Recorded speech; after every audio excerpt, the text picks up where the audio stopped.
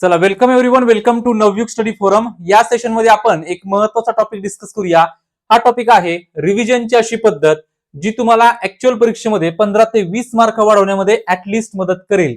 ही पद्धत मी स्वतः वैयक्तिक वापरलेली आहे आणि डिस्कस करूया. असं काही खूप वेगळं नाहीये, पण ते प्रॉपर अलाइन करून जर तुम्हाला सांगितलं तर एक गोष्ट तुम्हाला क्लिअर होऊन जाईल की अभ्यास तर आपण करतो, पण अभ्यासाच्या टप्प्यामध्ये जो टप्पा अतिशय महत्त्वाचा राहतो तो म्हणजे रिव्हिजन. इथं काय केलं पाहिजे, कोणत्या पद्धतीने याला सामोरं गेलं पाहिजे. हे लेक्चर शेवटपर्यंत नक्की पहा. 2 पॉईंट महत्वाचे. आपला टेलिग्राम चॅनल न विसरता जॉईन करा. टेलिग्राम चॅनलची लिंक डिस्क्रिप्शन मध्ये आहे, कमेंट बॉक्स मध्ये आहे. सगळ्या गोष्टींचे अपडेट नोट्स तुम्हाला टेलिग्रामला मिळतात, सो तिथनं जॉईन करून घ्या. आणि दुसरी गोष्ट, ऍप्लिकेशन डाउनलोड करा. Navyug study forum MPSC search करा, तुम्हाला मिळून जाईल. ऍप्लिकेशन का डाउनलोड करायचं, कारण जर तुम्ही 2026 ची पूर्व परीक्षा देताय, राज्यसेवा असेल किंवा कंबाईन असेल, तर एमपीएससी मधली पूर्व परीक्षेसाठी प्रिलिम्ससाठी one of the best batch जर तुम्हाला कोणती पाहिजे असेल तर ती आहे आपली नवयुग प्रिलिम्स बूस्टर बॅच 2026. या प्रोग्राम मध्ये, या बॅच मध्ये आपल्याला एक्झाम ओरिएंटेड अप्रोच मिळतो, एक्झाम ओरिएंटेड कंटेंट मिळतो आणि परीक्षेसाठी नक्की काय करायचंय हे तुम्हाला समजतं. आता तुम्ही एकदा फीडबॅक पाहून घ्या. एक 8-10 दिवस झाले बॅच सुरू होऊन, तुम्ही एनरोल करू शकता, अजून भरपूर वेळ आहे. या बॅच मध्ये तुम्हाला, ही बॅच जॉईन केल्यानंतर तुम्हाला ऍट दी एंड जो आउटपुट मिळेल, जो एक्झाम मध्ये आउटपुट मिळेल, हा खूप मोठा असेल. आणि ही बॅच जॉईन केल्यानंतर तुम्हाला जे सॅटिस्फॅक्शन मिळेल हे मी तुम्हाला आता सांगतो. तुम्ही नंतर बरेच जण मला मेसेज करून सांगतात, येस सर तुम्ही बरोबर बोलला होता की ह्या गोष्टी आम्हाला नसत्या समजल्या ज्यावेळेस आपण सेल्फ स्टडी किंवा या गोष्टी करत होतो. तुम्ही ही बॅच जॉईन करून पहा, तुम्हाला प्रिलिम्स मध्ये भरपूर इम्प्रुव्हमेंट पाहायला मिळेल. या बॅच मध्ये आपण कोणकोणत्या गोष्टी प्रोव्हाइड करतोय, सगळ्यात महत्त्वाचे रिव्हिजन लेक्चर्स प्रत्येक विषयाचे आहेत. तुम्ही बिंदास हे लेक्चर एकदम प्रॉपर वेने करू शकता, किती वेळा पाहू शकता. नोट्स तुम्हाला घरपोच मिळतात, बुस्टर नोट्स आहेत. पीवायक्यू क्रक्स आपण टॉपिक वाईज प्रोव्हाइड करतो, म्हणजे कोणते टॉपिकचे पीवायक्यू जास्त येतात ते. सेल्फ स्टडी ट्रॅकर मध्ये समाज सुधारक आणि योजना आपण कव्हर करतोय. आणि एक्झाम ओरिएंटेड अप्रोच या बुस्टर बॅच मध्ये मिळेल. आपल्या बॅच मध्ये प्रिलिम्स मध्ये डायरेक्ट क्वेश्चन्स येत आहेत, म्हणजे डायरेक्ट तुम्हाला रिफ्लेक्शन पाहायला मिळतं आणि याचे पुरावे आपल्या ऍप मध्ये आहेत, टेलिग्रामला आहेत, तुम्ही चेक करू शकता. चला या मुद्द्याकडे येऊया आपण पुन्हा एकदा. पण आता ज्या टॉपिकसाठी आपण इथं आलेला आहात, तो टॉपिक आपण डिस्कस करूया, रिव्हिजनची पद्धत. पण त्या अगोदर रिव्हिजनचं महत्व समजून घेऊया, कारण ते महत्व एकदा कळलं की समजेल की ही पद्धत का महत्वाची आहे. तुम्हाला रिव्हिजन म्हणजे काय, ज्यावेळेस तुम्ही अभ्यास करता, ओके, कोणत्याही परीक्षेचा आपण ज्यावेळेस प्रिपरेशन करतो किंवा अभ्यास करतो, तर अभ्यास आणि दुसऱ्या बाजूला तो अभ्यास आपण ज्या गोष्टीसाठी करतो आहे तो म्हणजे निकाल, ओके, किंवा आउटपुट त्याला म्हणूया आपण. हा जर तुम्हाला पाहिजे असेल तर याच्यामध्ये जो टप्पा सगळ्यात महत्वाचा येतो तो टप्पा म्हणजे रिव्हिजनचा टप्पा, ओके. कारण फक्त अभ्यास करायला आणि परीक्षेला जाल तर फायदा नाहीये. त्याच्यामध्ये रिव्हिजन करणं हे सर्वात महत्वाचं आहे आणि ही रिव्हिजन प्रॉपर वेने, प्रॉपर पद्धतीनं करणं हे महत्वाचं आहे, बरोबर. सो ही मेथड समजून घेऊया आणि मग आपण आपल्या अभ्यासामध्ये अप्लाय करूयात. सो रिव्हिजन एक कॅटलिस्ट सारखं वर्क करेल. तुमची जी काही अभ्यासाची प्रक्रिया आहे ती जलद करण्याचा प्रयत्न करेल आणि ऍक्च्युअली एक्झाम मध्ये जो आउटपुट तुम्हाला हवा आहे तो आउटपुट तुम्हाला या रिव्हिजनच्या मार्फत भेटतो. आणि जर याची पद्धतच चुकली तर तो आउटपुट देखील चुकतो मग, बरोबर. सो ही समजून घ्या, महत्वाची स्टेज आहे, महत्वाचा टप्पा आहे.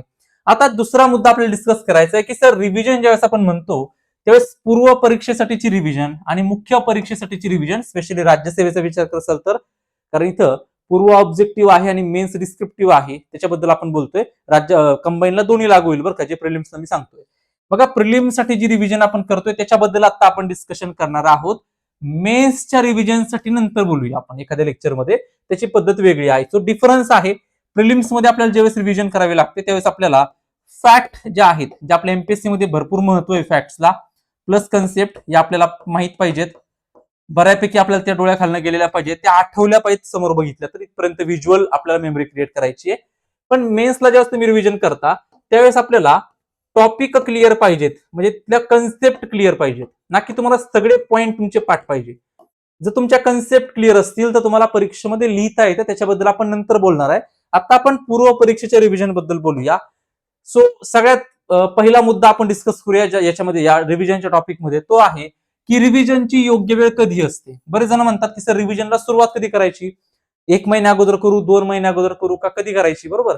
सो बघा, रिव्हिजनची म्हणजे जी वेळ आहे, मला असं वाटतं की ज्यावेळेस तुमचा अभ्यास एखाद्या विषयाचा चांगल्या पद्धतीने होतो, पूर्ण म्हणणार नाही कारण पूर्ण अभ्यास कोणाचाही होत नाही, पण अभ्यास तुमचा एका सॅटिस्फॅक्टरी लेवल पर्यंत पूर्ण होतो, त्याच्या वेळेस तुम्ही रिव्हिजनला सुरुवात करू शकता. आता ही रिव्हिजनची पद्धत काय ते सांगतो. असं नाही की सर आता वाचत चाललोय आणि फक्त विषय कंप्लीट करून घेतो आणि सगळा विषय झाला की मग रिव्हिजनला सुरुवात करतो, असं नाहीये. ही पद्धत जी मी तुम्हाला सांगणार आहे ते हे सगळं प्रश्नांची उत्तर तुम्हाला देईल. पण मला सांगायचा उद्देश काय या स्लाइडमध्ये, की रिव्हिजनची योग्य वेळ कधी असेल, जर तुमचा अभ्यास झाला असेल. अभ्यास झालाच नाही तर रिव्हिजन कशाची करणार आपण. त्यामुळे तुमचा पहिला फोकस अभ्यास करणं, प्रॉपर डिटेलमध्ये कन्सेप्ट वाचणं हे असला पाहिजे, किंवा ते पूर्णपणे थॉरो रिडिंग करणं हे आपलं असलं पाहिजे. रिव्हिजन हा नंतरचा टप्पा येतो, बरोबर. तर आता रिव्हिजन आपण पाहूया, की सर मग रिव्हिजनची अशी योग्य पद्धत कोणती आहे जी तुम्ही आम्हाला सांगणार आहात, मेथड कोणती आहे. तर बघा, रिव्हिजनची ज्यावेळेस आपण म्हणजे गोष्ट करतो आहे किंवा डिस्कशन करतो आहे, तर रिव्हिजन करताना आपण आपलं जे काही टार्गेट आहे, आता तुमची परीक्षा समजा 31 मे ची आहे राज्यसेवा पूर्व परीक्षा, किंवा 14 जूनची आहे कंबाईनची पूर्व परीक्षा. ओके, ह्या तुमच्या टार्गेट आहेत. सो काय करायचंय आता, की तुमचं जे काही संपूर्ण प्लॅनिंग असेल, तुम्ही ज्या ठिकाणी प्लॅन करताय त्या ठिकाणी काय करायचंय, की आता आहे ना एक पूर्ण कॅलेंडर टाईप तयार करायचं, की आतापासून किती दिवस राहिलेत, किती महिने राहिलेत, म्हणजे ब्रॉड स्केल एकदा मोठ्या स्केलला काय करायचं आपल्याला पाहायचं आहे. एकदा बघायचं की आपल्याकडे किती महिने बाकी आहेत आणि टार्गेट सेट करायचं. फॉर एक्झाम्पल जस्ट उदाहरण देतो, की मला एक मार्च एंडिंग पर्यंत मला माझे सिलेबस कंप्लीट करायचे, मला माझे टॉपिक कंप्लीट करायचे आहेत. ओके, मग ज्यावेळेस तुम्ही मार्च एंडिंग पर्यंत टॉपिक कंप्लीट करत आहात, त्यावेळेस टॉपिक कंप्लीट करता करता तुम्हाला डेली रिव्हिजन करायची. कशी?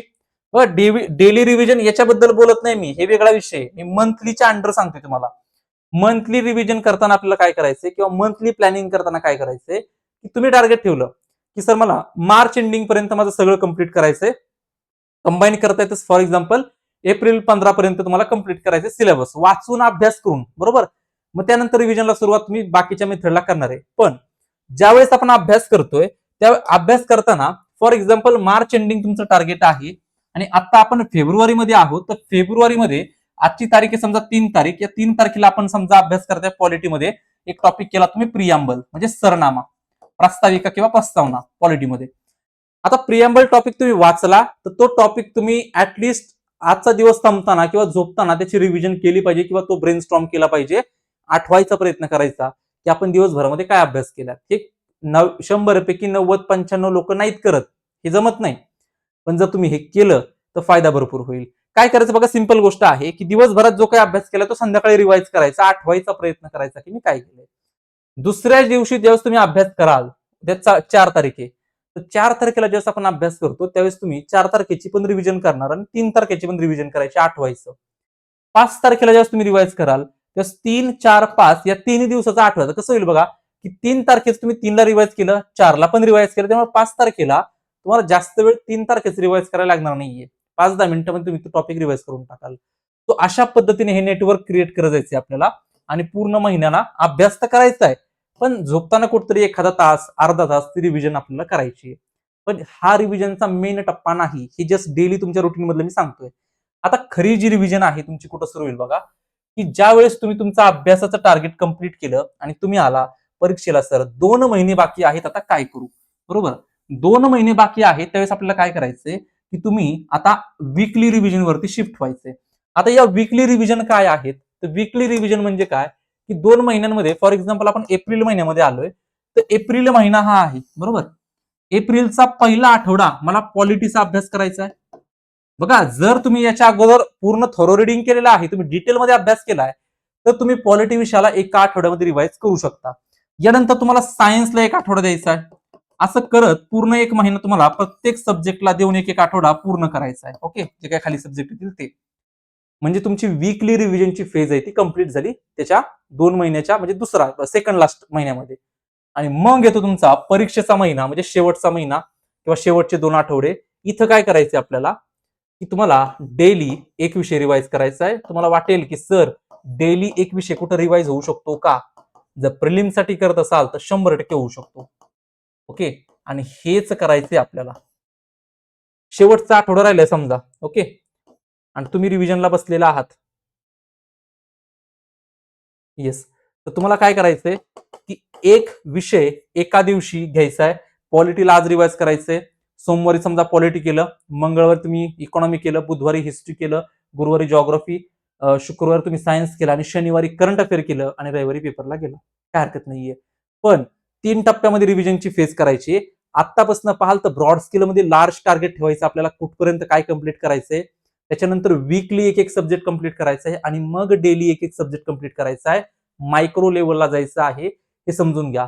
पण डायरेक्टली तुम्ही एका दिवसामध्ये एक विषय करू शकत नाही. जर तुम्ही डायरेक्ट तिथे जाल तर तुम्हाला पहिले काय करावं लागेल, पहिला 3रा टप्पा पूर्ण करावा लागेल, जिथे तुम्हाला थरो रिडिंग पूर्ण डिटेलमध्ये करावं लागेल. मग वीकली रिव्हिजन पूर्ण करावी लागेल, त्यानंतरच डेली रिव्हिजन होऊ शकते. नाहीतर डेली रिव्हिजन मध्ये काही ठराविक टॉपिक होतील, बाकीचे सुटतील. तर याच्यासाठी लागेल प्रॅक्टिस. रिव्हिजनच्या अगोदर झाली पाहिजे आपली रिव्हिजन, तर या गोष्टी पॉसिबल होतील. जर तुम्ही या पद्धतीने रिव्हिजन केली तर एक्झाम मध्ये तुम्हाला भरपूर आउटपुट मिळेल. तुम्ही जे काही अभ्यास केलाय त्याचा आउटपुट मिळणं हे आपलं उद्दिष्ट आहे. त्याला मार्कांमध्ये कन्वर्ट करायचे आपल्याला. अभ्यासाचं महत्व काय आहे, अभ्यास तुम्ही करता, तुम्हाला नॉलेज भेटतं, सगळं ठीक आहे.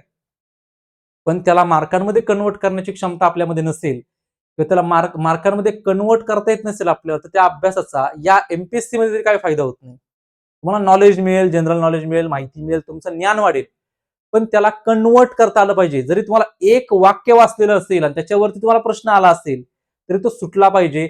योग्य गोल मार्क करता आला पाहिजे, योग्य उत्तर शोधता आलं पाहिजे, हे आपलं उद्दिष्ट आहे.